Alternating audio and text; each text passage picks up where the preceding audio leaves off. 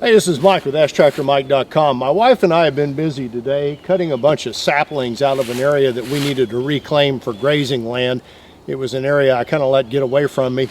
And we went through with a chainsaw and a brush hog and we cut all of these saplings and we made a couple of piles of them. And I thought this would be a good chance to tell you my experience with moving brush piles. It seems like I do an awful lot of cutting brush and I've had an awful lot of experience trying to move them. Now, as much as I cut brush, I probably ought to invest in a grapple, but the tractor I own does not have remote hydraulics on it or a joystick valve with a third function on it, and you need that for a grapple. And what a grapple is, it's like a fork in the front with a clamp that comes down on top of it. So if you cut brush, you move in under it and the clamp comes down with hydraulics, and it puts the brush in kind of a vise, and then you can move it wherever you want to.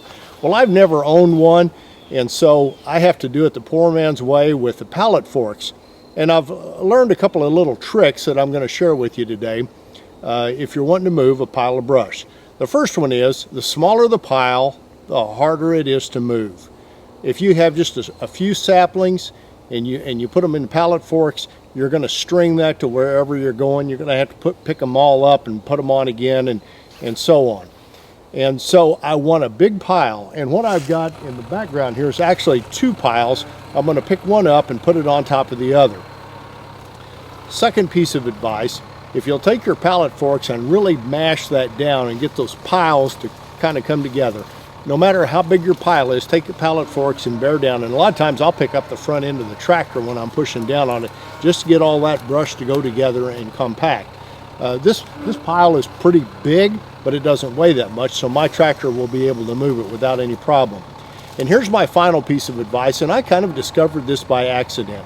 If you'll let your pile sit for like 3 or 4 days or a week, longer the better, when you come to pick it up, for whatever reason, you can pick it up underneath and move it anywhere you want to, and it'll almost always stay together. It seems like if you let it sit for a while, that stuff just kind of molds together, it compresses and goes together, and then when you move it, it doesn't come apart. So 3 things: bigger pile is better, push down on it, smush it together, and finally, let it sit for a little while before you move it. I think you'll do real well even without a grapple.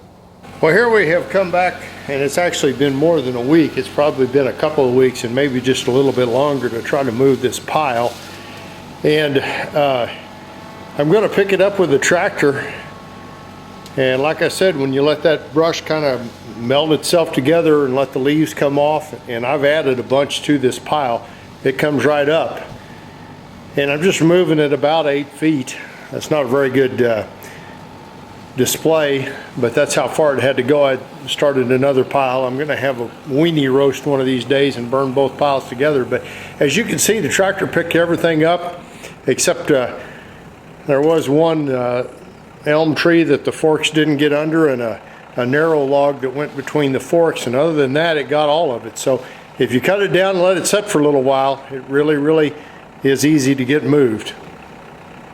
Hey, I survive on web traffic. I'd be honored if you'd subscribe to my YouTube channel and share this video with other tractor enthusiasts and like my Facebook page. And if you got comments, put them below. I'll try to answer them. Hey, thanks for watching.